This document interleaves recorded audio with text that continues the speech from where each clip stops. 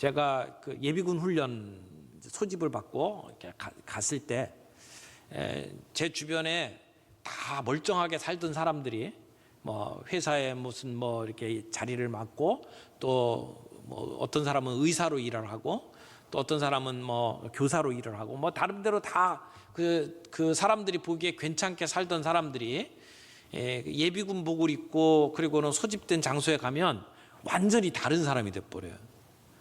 평소의 모습하고 전혀 다른 모습이 됩니다. 그리고는 뭐 막사에 들어가면 왜 그렇게 담배를 피워대는지 곰 잡는 것처럼 온 막사가 그냥 뿌옇게 가득 차고요.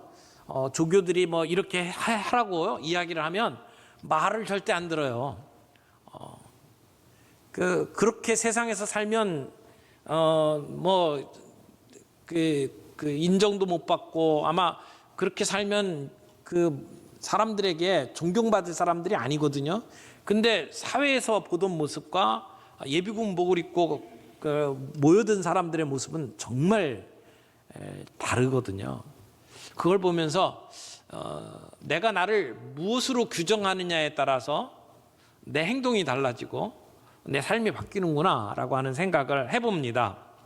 요셉에게 있어서도 사브나 바네아로서의 자신의 삶의 태도와 요셉으로 고백하고 그리고 자기의 정체성을 보여주는 삶은 분명히 다르다고 생각을 합니다. 오늘 그의 고백을 통해서 우리가 붙잡을 수 있는 영적인 교훈들을 몇 가지 함께 정리를 해보려고 생각을 합니다. 첫 번째는 요셉은 자신이 하나님의 보냄받은 사람이라는 정체성을 가졌다라고 하는 사실을 오늘 본문 말씀에서 우리가 볼 수 있습니다. 3절 말씀 좀 볼까요? 3절에 보면 이렇게 얘기하죠. 요셉이 그 형들에게 이르되 나는 요셉이라 내 아버지께서 아직 살아 계시니까. 요셉이 총리로 형들하고 이야기를 할 때는 이렇게 질문을 했어요. 너희 아버지가 아직도 생존해 계시냐? 이렇게 물어봤거든요. 너희 아버지라고 그랬는데 지금은 뭐라고 표현합니까? 내 아버지가 아직 살아계시니까 이렇게 물어보고 있죠. 형들은 요셉이 어디에 어떻게 사는지를 몰랐습니다. 어쩌면 죽었는지도 모른다고 생각을 했을 겁니다. 그런데 지금 애굽의 총리로 자신의 정체를 드러내는 요셉을 만났잖아요. 그때 형들의 감정은 어땠을까요? 한번 상상을 해보세요. 자기들이 해코지했습니다. 그래서 팔아버렸거든요. 아마 노예로 살 거라고 생각을 했을 거예요. 그 인생 망가졌을 거라고 생각을 했을 거랍니다. 근데 지금 애굽의 총리로 그들 앞에 서 있어요. 그리고 내가 요셉이라고 이야기를 합니다. 아마 본능적으로 엄청난 공포를 느끼지 않았을까요? 드디어 우리의 죗값을 받는구나. 또는 요셉이 우리에게 해코지하겠구나, 복수하겠구나, 이런 생각을 했을 거예요. 그런 형들에게 요셉이 4절에 이렇게 이야기합니다. 요셉이 형들에게 이르되 내게로 가까이 오소서. 그들이 가까이 가니 이르되 나는 당신들의 아우 요셉이니 당신들이 애굽의 판자라. 애굽이 자신을 증명하기 위해서 형들이 팔았다는 이야기를 하고 있습니다. 그러면 맞는 거잖아요. 아무도 모르는 비밀을 지금 이렇게 드러내고 자기를 소개를 하는 겁니다. 그런데 지금 요셉은 형들이 팔아서 애굽에 온 그 요셉이라고 이야기를 하면서 보복하기 위해서 그 자리에 선 게 아닙니다. 형들에게 그들의 잘못을 심판하기 위해서 그 자리에 선 게 아니라는 것입니다. 지금까지 요셉은 형들이 변화된 것을 봤습니다. 그들이 잘못을 회개하고 있고 그리고 베냐민을 대하는 그 형들의 모습을 보면서 그들의 진심을 파악을 했잖아요. 그래서 이제는 요셉이 더 이상 연극할 이유가 없고 그들 앞에 자신을 드러내게 되었습니다. 그래서 그들을 이제는 안심시킵니다. 형들이 나를 팔아서 애굽에 온 게 아니라 애굽으로 나를 보내신 분이 하나님입니다. 이렇게 이야기를 하는 거죠. 5절 말씀 봅니다. 당신들이 나를 이곳에 팔았다고 해서 근심하지 마소서, 한탄하지 마소서. 하나님이 생명을 구원하시려고 나를 당신들보다 먼저 보내셨나이다. 하나님이 보내셨다라고 이야기를 하는 겁니다. 여러분, 똑같은 사건이지 않습니까? 형들이 요셉을 판 사건, 요셉이 팔려서 애굽으로 온 사건, 똑같은 사건을 지금 형들의 입장에서, 요셉의 입장에서 경험을 했어요. 형들은 그것 때문에 편한 마음을 가지고 살지 못했고 죄책감으로 지금까지 살아왔어요. 요셉은 그것 때문에 엄청난 고생을 했어요. 그리고 이제는 총리의 입장이 되어서 그들 앞에 서 있단 말이에요. 그런데 요셉이 보는 그 사건의 해석이 달라요.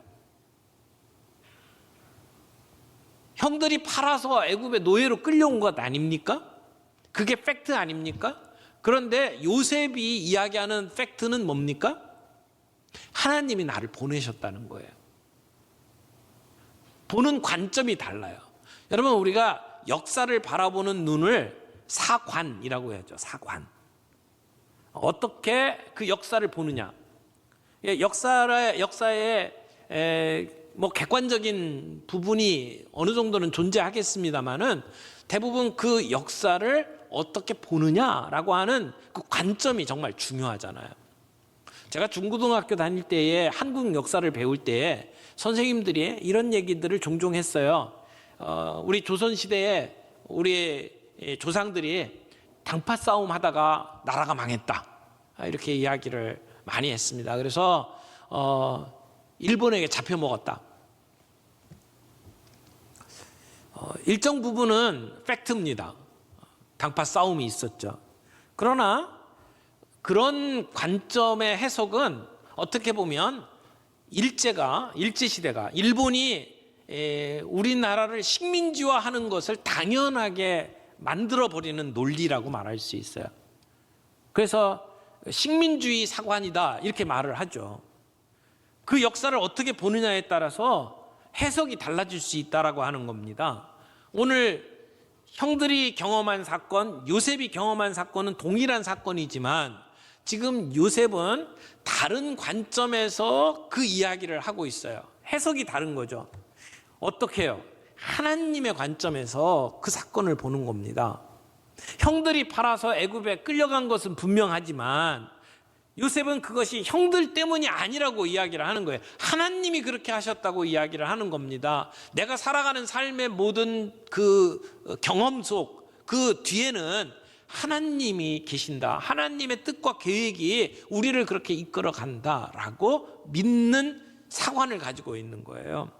여러분, 우리가 그리스도인으로 살아가면서 이 역사관을 갖는 것은 굉장히 중요하다고 생각을 합니다. 내가 살아가는 삶의 모든 역사가 하나님의 인도하심, 하나님의 섭리, 하나님의 목적과 뜻에 따라 움직이고 있다라고 하는 거예요. 세상에 역사가 있어요. 뭐 세계사가 있고 그리고 한국사가 있지만 그러나 그 사건과 그 모든 일들이 이루어지는 것 뒤에는 하나님이 계시고 하나님이 이끌고 가고 있다라고 하는 사실을 우리의 믿음의 눈으로 바라보는 것이 믿는 사람들의 사관입니다. 오늘 요셉은 하나님 중심의 사관을 가지고 자기의 경험을 이렇게 설명을 하는 겁니다. 근데 여러분, 요셉을 보세요. 요셉이 총리로 일한 것, 그것은 굉장히 세속적인 일에 속하는 일입니다. 요셉이 목회자가 아니에요. 성직자가 아니에요. 요셉이 설교를 합니까? 그렇지 않잖아요. 요셉은 관리였어요. 애굽의 관리였습니다. 어떻게 보면 요즘 우리의 표현으로 한다면 평신도죠. 교회 안에서 직분을 가지고 살아가는 우리의 삶으로 표현한다면 요셉은 집사님 정도 될 거예요. 나이가 30 정도 됐으니까 장로님은 아직 안 됐을 거고, 집사님, 그러니까 평신도 집사님의 아름다운 모델로 지금 요셉이 서 있잖아요. 그러니까 신학교 가고 목사가 돼야만 하나님의 거룩한 사람이 아니라는 겁니다. 요셉은 세상 속의 직업을 가지고 살아가는 정말 멋진 하나님의 사람이었다는 것을 우리는 알 수 있죠. 그러므로 하나님이 우리를 부르시고 우리에게 소명을 주시는 것은 우리가 어떤 성직자가 되고 선교사가 돼갖고 꼭 내 삶 전체를 하나님께 드려야만 되는 것으로 생각해서는 안 된다는 겁니다. 우리가 존경하는 어떤 목사님들은 있는지 모르지만 존경하는 장로님, 존경하는 집사님들이 많아져야 된다고 생각해요. 내가 가지고 있는 그리스도인으로서의 정체성이 분명하면서 모양이 반듯하고 색깔이 선명하게 나는 삶을 살면서 이게 하나님의 사람이다 라고 얘기할 수 있는 집사님, 장로님들이 많아져야 된다는 겁니다. 그런 요셉과 같은 삶을 살아가는, 그래서 내가 하나님의 보내심을 받았습니다 라고 고백을 하면서 그렇게 하나님의 소명을 이루어가는 삶, 그것이 오늘 우리에게 필요하다고 믿습니다. 두 번째로 우리가 생각할 것은 요셉은 하나님께서 최악의 상황도 기회로 만드시는 분이라는 것을 믿었다는 것입니다. 요셉의 삶을 보세요. 그가 노예로 팔려왔습니다. 노예, 종, 이건 끔찍한 삶이에요.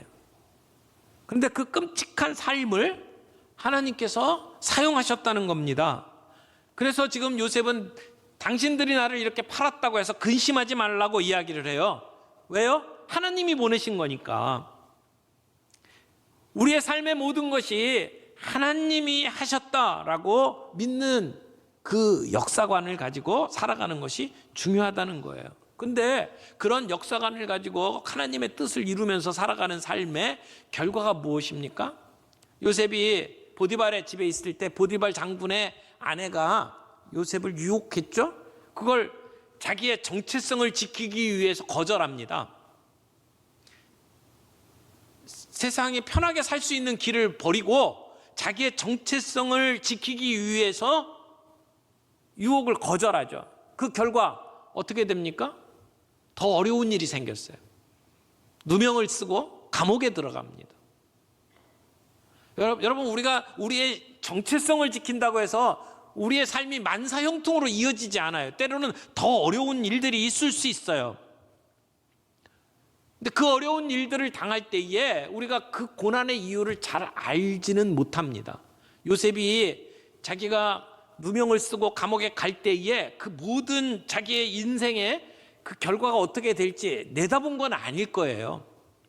이 일로 말미암아 어떤 일들이 벌어질지 요셉은 몰랐을 겁니다. 그러나 자기에게 이루어지는 그 일들이 하나님의 섭리 아래 이루어진다는 것을 믿었기 때문에 그는 감옥에 들어가서도 충성스럽게 자기의 맡은 임무에 충성할 수 있었고, 그래서 사람들에게 인정받을 수 있었습니다.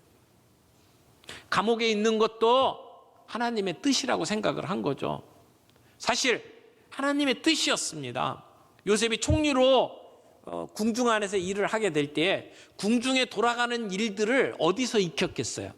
그 감옥에서 익혔을 겁니다. 거기서 술 맡은 관원을 만나고 떡 맡은 관원을 만나고 그 안에 사람들이, 그 왕궁에서 일하던 사람들이, 고위 관리들이 들어와서 그들과 함께 교제하면서 왕궁이 어떻게 돌아가는지 그 시스템을 알게 되었고, 그리고 궁중의 습관과 방법들을 익혔을 거라고 생각을 합니다. 그 기간, 그것이 요셉에게는 총리로 쓰임받게 되는 준비 과정, 학교였던 거죠. 그러나 그것이 그런 의미가 있었다는 것, 그 당시에 요셉은 몰랐을 거예요. 나중에 시간이 지난 다음에 하나님의 뜻이 이런 것이었구나라고 알게 되었을 거라는 겁니다. 오늘 우리에게도 이런 믿음이 필요합니다.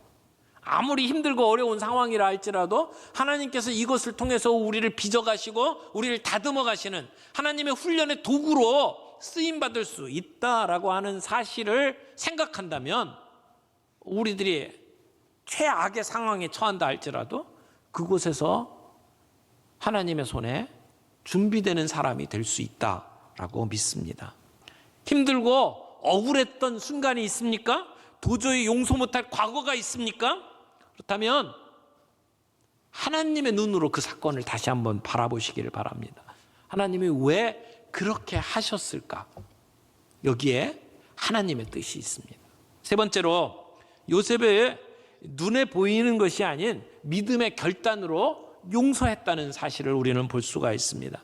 요셉 스토리의 가장 중요한 주제가 용서지요. 형들을 용서하는 것이야말로 요셉의 생애 가운데 정말 중요한 주제라고 생각을 합니다. 자기에게 파워가 있어요. 복수할 수 있는 기회도 있고 능력도 있어요. 그런데 요셉은 어떻게 행동합니까? 용서했습니다. 용서라는 게 쉬운 게 아니잖아요. 누군가 나를 섭섭하게 하고 나의 마음에 상처를 주고 했던 사람들을 용서하는 것이 정말 쉽지를 않아요.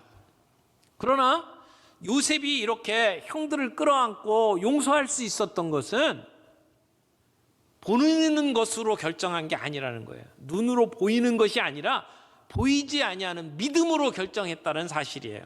사람들의 눈에 보이지 않아요. 하나님 중심으로 역사를 바라보는 것, 내가 누군지 자기의 아이덴티티, 정체성을 갖는 것, 이게 눈에 보이지 않는 겁니다. 여러분, 요셉이 자기의 정체성을 드러내고 내가 요셉입니다 고백했다고 해서 애굽의 총리 그만두고 아버지한테 달려가는 게 아니잖아요. 우리가 예수 믿고 구원받았다고 해서 우리의 직장, 직업 다 때려치고 그리고 교회 와서 살라는 얘기가 아니에요. 요셉은 총리로서의 일들을 감당했습니다. 여러분, 우리가 신앙인으로 살아가는 바른 신앙이 교회 생활이라고 착각하지 마세요. 세상 속에 살아가는 우리의 삶이 진짜예요. 하나님께서 주신 소명을 이루는 것은 가나안에 있는 아버지한테 돌아가는 게 아닙니다. 애굽 땅에서 총리로서 일하며 그들을 품는 것이죠. 바른 신앙생활은 오늘 교회 안에 모여서 우리가 말씀을 통해서 무장되고 훈련되고 그리고 난 다음에 준비된 모습으로 가서 사는 게 필요합니다. 훈련 받는 게 그게 우리의 목적이 아니고 훈련되어진 모습으로 세상 속에 가서 사는 게 필요한 거죠. 여러분, 우리가 교회 안에서 제자 훈련 받고 사역 훈련 받고 그 훈련 받는 것을 목표로 삼고 살지 않기를 바랍니다.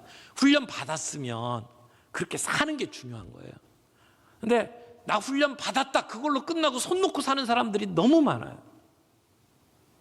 하나님은 우리 모두를 현역으로 부르셨어요. 제자 훈련, 사역 훈련 받고 난 다음에 예비군으로 살지 마세요.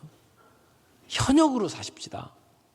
가르치고 섬기고 훈련 받은 대로 섬기면서 살아갈 수 있는 저와 여러분들이 되기를 바랍니다. 여러분, 로마서 12장 1절 2절 말씀을 좀 볼까요? 로마서 12장 1절 2절. 그러므로 형제들아, 내가 하나님의 모든 자비하심으로 너희를 권하노니 너희 몸을 하나님이 기뻐하시는 거룩한 산 제물로 드리라. 이는 너희가 드릴 영적 예배니라. 2절에 뭐라고 그래요? 너희는 이 세대를 본받지 말고 오직 마음을 새롭게 함으로 변화를 받아 하나님의 선하시고 기뻐하시고 온전하신 뜻이 무엇인지 분별하도록 하라. 여기 1절 2절 말씀을 보면 맨 앞부분에는 너희 몸으로 제물을 삼아서 제사를 드려라. 영적 예배를 드려라. 우리의 몸으로 예배를 드리래요. 그러니까 우리의 삶으로, 우리의 일상생활로 하나님께 예배를 드리는 것이 필요하다. 그러려면 분별해야 된다. 하나님의 기뻐하시고 선하시고 온전하신 뜻이 무엇인지를 분별해야 된다. 이게 사관이에요. 이게 하나님 중심으로 내 인생을 바라보는 거예요. 무엇이 하나님의 뜻인지를 보는 거예요. 그래서 내가 누구인지를 아는 것, 이게 분별하는 거죠. 그런데 로마서 12장 3절부터 이어지는 말씀을 쭉 한번 여러분 살펴보세요. 거기에 보면 하나님이 주신 은사를 가지고 우리가 어떻게 살아가야 될지를 설명을 하고 있어요. 우리가 가지고 있는 사회적인 지위, 우리가 가지고 있는 물질적인 여유, 내가 가지고 있는 재능, 이것을 가지고 우리가 정말 주님께 영광을 돌리면서 살아가고 있느냐 라고 하는 것을 다루는 것이 12장의 내용입니다. 사브낫 바네아, 애굽의 총리로 있던 그가 형들 앞에서 내가 요셉입니다 라고 믿음의 고백을 했습니다. 그리고 그렇게 살아갑니다. 여러분, 요셉이 그 형들을 용서할 수 있었던 것은 보이지 않는 믿음 때문이었습니다. 내가 누군지를 분명하게 알아가는 정체성 때문이었어요. 그렇기 때문에 요셉은 형들을 용서할 수 있었죠. 여러분의 우리에게도 그런 능력이 있습니까? 우리의 삶 속에 그렇게 용서할 수 있는 능력, 그렇게 섬길 수 있는 능력. 여러분 코리텐 붐이라고 하는 분 아시는 분들이 있을 거예요. 그분이 그 독일 나치 시절에 참 험악한 세상을 보냈습니다. 네덜란드에 살던 이 가족이 나치에게 이렇게 피해서 숨어가 다니는 사람들을 집에서 숨겨주었어요. 믿는 분들이 자기의 신앙을 그런 모습으로 이렇게 표현을 한 거죠. 고통당하고 힘든 사람들을 숨겨주었어요. 그런데 그 은신처를 제공한 대가로 발각이 되어서 그의 가족 4명이 세상을 떠납니다. 부모님이 세상을 떠나고 형제들이 떠나요. 그리고 둘이 살아남는데 언니하고 이 코리텐 붐이 삽니다. 그래서 그 라벤스부르크 수용소에 두 사람이 갇힙니다. 그리고는 몇 달 동안 그곳에서 끔찍한 세월을 보냅니다. 그리고 거기에서 결국 언니가 세상을 떠나요. 하나만 남는 거예요, 코리. 전쟁이 끝난 다음에 이 코리가 독일의 마을을 이렇게 다니면서 예수님의 사랑을 전하는 그러한 사역을 했습니다. 그런데 한 번은 독일의 어떤 마을에 가서 그 하나님은 우리를 용서하십니다 라고 하는 메시지를 이렇게 전하고 사람들하고 인사를 하는 시간에 어떤 한 남자가 그 코리를 찾아왔어요. 근데 언뜻 보니까 아는 얼굴이에요. 자기가 그 갇혀 있었던 수용소에 가장 악질적인 간수, 그가 찾아온 거예요. 그러면서 그 사람이 이렇게 이야기를 합니다. 라벤스부르크에 계셨다고 하는데 제가 거기 간수였습니다. 근데 제가 예수를 믿었습니다. 그렇게 얘기를 하는 거예요. 그러면서 코리에게 저를 용서해 주실 수가 있으십니까? 이렇게 질문을 했답니다. 근데 나중에 코리텐 붐이 자기 자서전에 쓰면서 이렇게 기록을 했어요. 그 순간 내 심장은 얼어붙는 것 같았다. 나는 한마디로 하나님, 저 인간만은 용서할 수 없습니다. 그렇게 속으로 하나님께 얘기를 했다는 거예요. 근데 하나님께서 마음속에 계속 말씀을 주시는 거예요. 코리야, 용서하거라. 근데 자기 마음속에는 하나님, 저 인간만큼은 안 됩니다. 용서해라. 안 됩니다. 그런데 그렇게 그 사람을 앞에 두고 마음속에 지금 막 갈등이 일어나는데 그때 하나님께서 그 코리의 마음속에 이런 음성을 주셨대요. 나는 내가 저 사람을 용서할 수 있느냐 없느냐를 묻는 게 아니다. 용서하겠느냐 안 하겠느냐를 물어보는 거다. 용서하라고 하는 명령 앞에 순종할 거냐 안 할 거냐를 묻는 거다. 이런 마음의 음성이 들렸대요. 그래서 코리 여사가 자기 일기장에 이렇게 썼답니다. 나는 그때 그 사람을 용서하고 싶은 마음이 조금도 없었지만 용서해야 한다는 주님의 명령이 내 마음속에 깨달아지는 순간 하나님의 명령이라면 할 수 없지요. 그러면 용서해야지요 라고 생각했다. 여러분, 용서하고 싶은 마음이 없어요. 느낌이 없어요. 근데 하나님의 명령에 순종하기로 작정하고 그 사람에게 손을 내밀었대요. 뻣뻣하게 겨우 손을 내밀어서 그 사람의 손을 잡는 순간 믿지 못할 놀라운 일이 벌어졌답니다. 어깨에서부터 마치 전기에 감전된 것처럼 그런 그 강렬한 느낌이 온 몸을 감쌌다는 거예요. 그리고 마음을 치유하는 따뜻한 기운이 온 몸을 휘감았고 그리고는 막 눈물이 쏟아지기 시작하는 거예요. 그리고 눈물을 흘리면서 그 사람에게 이렇게 얘기를 했답니다. 용서해 드릴게요, 형제님. 온 마음을 다해 용서할게요. 한때 악랄한 간수와 거기에 잡혀있던 포로가 이렇게 손을 못 붙잡고 한동안 놓지를 못했다고 이야기를 합니다. 코리텐붐이 나중에 책에서 이렇게 썼어요. 하나님의 사랑을 그때만큼 강하게 느낀 적이 없었습니다. 여러분, 내가 누군지를 알고 내 삶 속에 하나님이 역사하시는 것을 깨닫는다면 우리는 하나님의 명령 앞에 이렇게 순종할 수 있다고 믿습니다. 하나님이 원하시는 것은 하나님의 말씀에 붙잡혀 사는 사람입니다. 우리가 신앙생활 하면서 내게 들려주시는 하나님의 음성 앞에서 그렇게 결단하고 순종하고 살아갈 수 있는 능력 있는 사람들이 되기를 바랍니다. 그러려면 우리의 삶 속에, 우리의 살아가는 삶의 모든 경험 속에 하나님이 우리를 다스리고 계신다. 그래서 그 하나님의 계획과 뜻 속에 내가 누구인가를 아는 자기 정체성이 필요하다는 겁니다. 내가 누군지를 알고 그래서 하나님의 뜻에 순종하면서 살아가는 삶, 그 삶은 정말 매력적인 삶이 될 겁니다. 그런 삶은 정말 능력 있는 삶이 될 겁니다. 하나님 살아계셔서 역사하시는 것을 경험하는 삶이 될 겁니다. 우리 모두가 그런 경험을 하면서 살아갈 수 있는 저와 여러분들이 되기를 바랍니다.